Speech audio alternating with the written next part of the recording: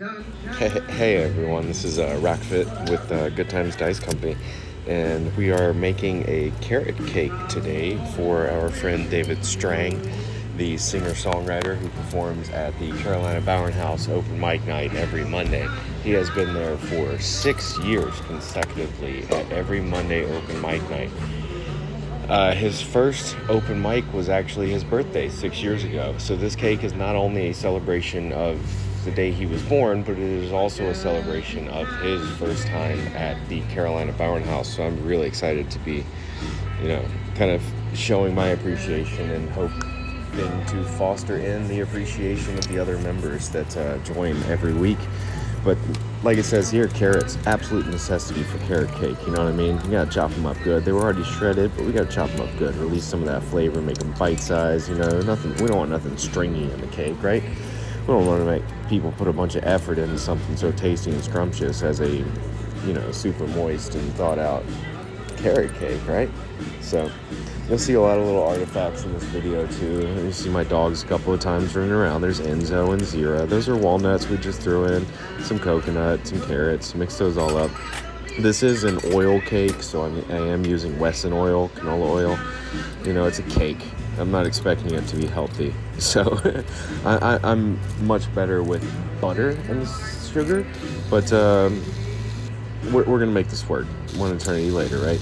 The only thing that I have an issue with the oil cakes is that I can never really tell when the oil and sugar is completely incorporated. So I just run it for an extra extended amount of time, just to make sure that it turns out as best it can, right? So watch this egg right here. Splat right on the counter.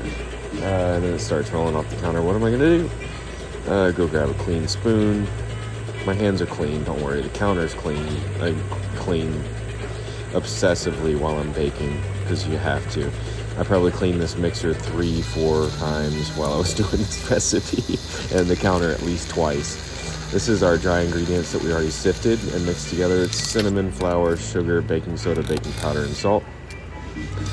Got that all mixed up right here. Throwing the chunky ingredients, the moist chunky ingredients in there too, just like we did the dry. Now we're going to pull that out and do the icing. So I'm going to make sure it's fully wiped out. We don't want any water in there. This is a dry mix. This is cream cheese and butter and sugar. Completely dry, no water in there.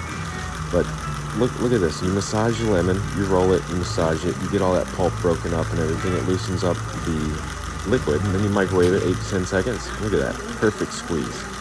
That is how you squeeze lemon juice. Physical manipulation, tiny bit of heat, and then squeeze away.